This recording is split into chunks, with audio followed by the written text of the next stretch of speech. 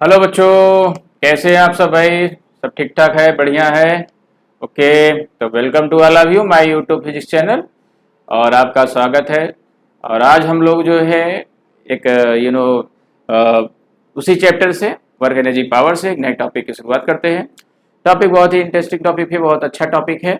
और टॉपिक जो वर्क से रिलेटेड है, वर्क से रिलेटेड का मतलब ये है कि हम यहाँ पर लास्ट वाले टॉपिक में वर्क की डेफिनेशन आपको बताए थे। वर्क कैसे इट मींस डिफाइन कर सकते हैं, वर्क की डेफिनेशन को हमने आपको बताया था। तो आज हम लोग जो है बात करेंगे how many types of work, work के कितने टाइप हैं, वर्क कितने तरह का हो सकता है फिजिक्स में। जबकि अगर ये बात कहें कि वर्क कितने तरह का हो सकता है, थोड़ा सा अटपटा लगता है कि वर्क भी क्या कुछ अलग अलग टाइप के हो सकते हैं। वर्क का मतलब हम लोग सिंपली जानते हैं, वर्क किया, ऑब्जेक्ट को उठा करके उधर किया, ले गए, ठीक है, that is a work. But in respect to the physics, according to the direction, then according to the force, then the work is three types. Work तीन तरह का है।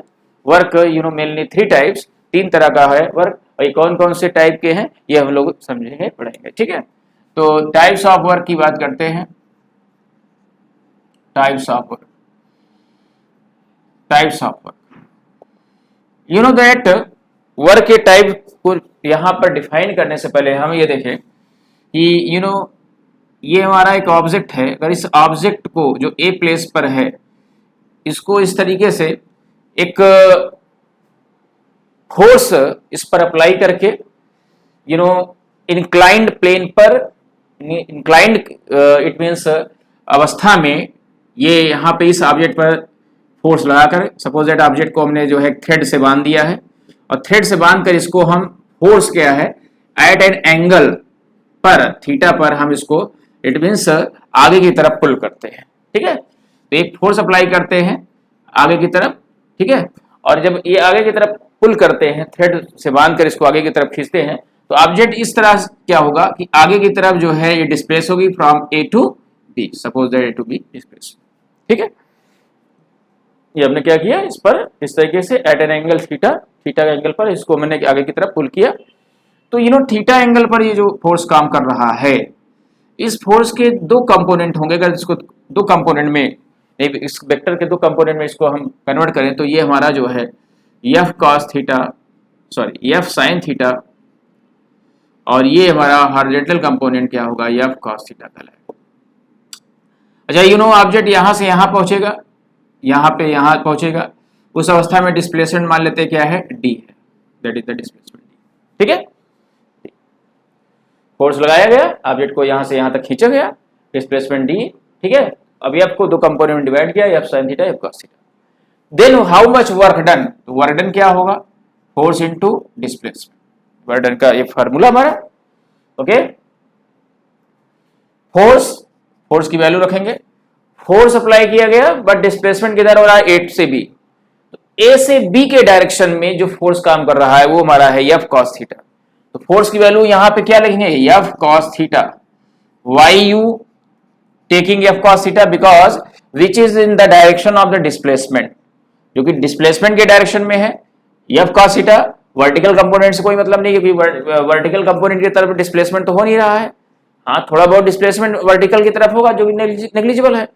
हॉरिजॉन्टली क्या है, ऑब्जेक्ट डिस्प्लेस, ये मोर एंड मोर डिस्प्लेसमेंट हो रहा है, तो उसके डायरेक्शन में जो कंपोनेंट है फोर्स का, उसको हमको लेंगे force into displacement, that is the D, that is the work. Work done equal to क्या हो जाएगा, F into D cos theta. ये हमारा जो है वर्क डन आएगा when a force acting at an angle, जब फोर्स किसी एंगल पे काम कर रहा हो, respect to the line of displacement, line of displacement के रेस्पेक्ट में, अगर एंगल थीटा पर या किसी एंगल में काम कर रहा है, तो उस अवस्था में हमारा वर्क डन क्या आएगा, F D cos theta.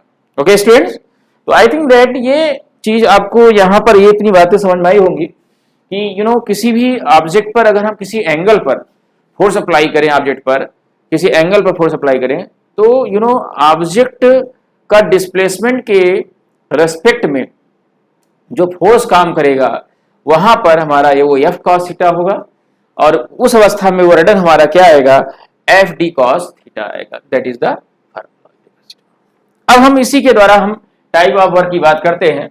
Type of work क्या होगा, है ना। तो सबसे पहले हम बात करेंगे, you know that suppose that is an object, okay, if you will act of force F,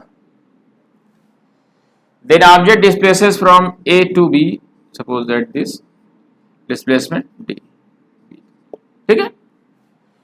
then the line of force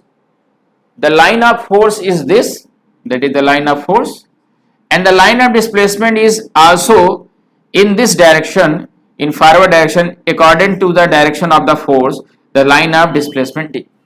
force भी आपका इधर काम कर रहा है, लाइन ऑफ फोर्स, और डिस्प्लेसमेंट भी इसी तरफ काम कर रहा है, दोनों एक डायरेक्शन में काम कर रहे हैं। जिधर फोर्स अप्लाई हो रहा है उसी तरफ डिस्प्लेसमेंट हो रहा है, तो दोनों का डायरेक्शन क्या है, सेम है।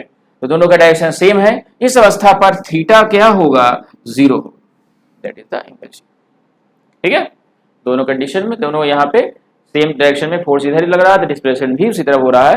तो जो यहाँ पर line of action of force है वो फॉरवर्ड है, डिस्प्लेसमेंट का line of action of displacement भी फॉरवर्ड है, दोनों जो है सेम डायरेक्शन में है।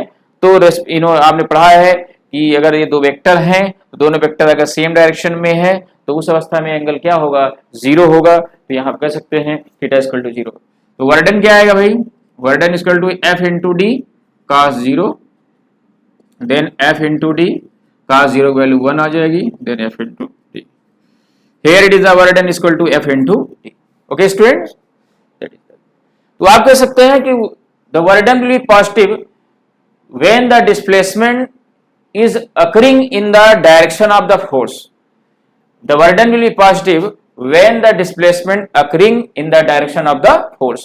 अगर displacement force के डायरेक्शन में हो रहा है तो वहां पे वर्डन क्या आएगा, पॉजिटिव आया। यहाँ देखिए पॉजिटिव साइन है ना, पॉजिटिव आया है, that is the positive sign. ठीक है, तो ये हमारा हो जाएगा, पहला वर्डन हो जाएगा पॉजिटिव वर्डन। पहला क्या होगा, पॉजिटिव वर्डन, पॉजिटिव वर्क। ये पहला टाइप क्या है, पॉजिटिव वर्क। ओके, तो पहला हमारा हो गया पॉजिटिव वर्क। अब दूसरे टाइप की बात करेंगे। दूसरे टाइप की अगर बात करें तो you know that if you will act, suppose that ये हमारा स्प्रिंग है, स्प्रिंग, ठीक है। ओके,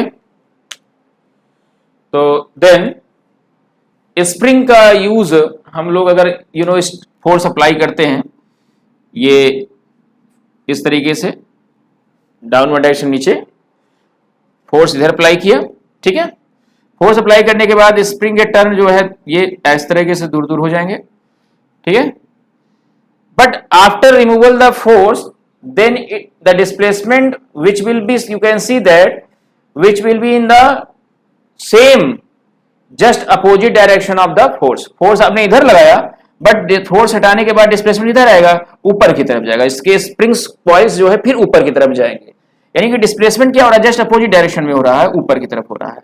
तो अपोजिट डायरेक्शन में काम कर रहा है, यानी फोर्स हमारा अगर जो है फॉरवर्ड नीचे की तरफ डाउनवर्ड है और डिस्प्लेसमेंट क्या है, ऊपर की तरफ हो रहा है। तो line of action of force और line of action of displacement दोनों अपोजिट है, तो एंगल क्या बनेगा, 180 डिग्री का बनेगा। ठीक है, that is the spring. And suppose that if you are walking on the ground, on the plane, then the force of friction which is acting just opposite direction of motion, आप अगर आगे जा रहे हैं फोर्स ऑफ फ्रिक्शन पीछे काम करेगा, ठीक है। तो respect to the force of friction उस अवस्था में वर्डन हम निकालेंगे, तो यहाँ पे वर्डन क्या आएगा, निगेटिव वर्डन आएगा, ठीक है, that will be negative वर्डन। Okay, तो निगेटिव वर्डन का मतलब क्या हुआ कि जब फोर्स और डिस्प्लेसमेंट दोनों क्या है, अपोजिट डायरेक्शन में हो, आप आगे की तरफ मोशन कर रहे हैं, मूवमेंट कर रहे हैं, ठीक है, आगे की तरफ चल रहा है, डिस्प्लेसमेंट यानी आगे की तरफ हो रहा है, और फोर्स ऑफ फ्रिक्शन किधर काम कर रहा है, पीछे की तरफ काम कर रहा है। तो यहाँ पे क्या होगा, एंगल 180 डिग्री का होगा। तो respect to the force of friction, respect to the external force, अलग अलग कंडीशन में अगर हम निकालेंगे तो वर्डन क्या आएगा, F into D cos 180 degree, and then F into D -1 and then minus F into D. तो वर्डन क्या है बेटा, माइनस में आया, निगेटिव वर्डन। ठीक है, तो दूसरा वाला हमारा वर्डन है negative वर्डन, that is called negative work done, negative work, ठीक है, negative work। Okay, and the last type of work is, हम लास्ट टाइप ऑफ वर्क की बात करते हैं। लास्ट टाइप ऑफ वर्क क्या होगा, ध्यान दें, तीसरा तरह का वर्क क्या होगा? ये तीसरे तरह का जो वर्क है एक सर्कुलर मोशन में ये ज्यादा देखने को मिलता है। नहीं, सर्कुलर मोशन में इस तरह का वर्क पाया जाता है कि हम कह सकते हैं जहां डिस्प्लेसमेंट क्या हो, जीरो। मैक्सिमम प्रोबेबिलिटी तो मिलती है कि जहां डिस्प्लेसमेंट जीरो हो वहां क्या होगा, वर्डन, वो इस तरह का वर्डन मिलेगा। तो ये जो वर्डन की बात हम करने वाले हैं ये तीसरे तरह का, ये है जीरो वर्डन, जीरो वर्क। और जीरो वर्क के दो कंडीशन है ना, there are two condition, first is if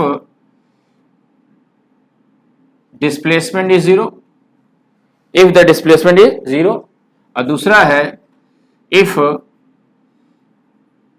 the line of force and line of displacement acting perpendicular to each other.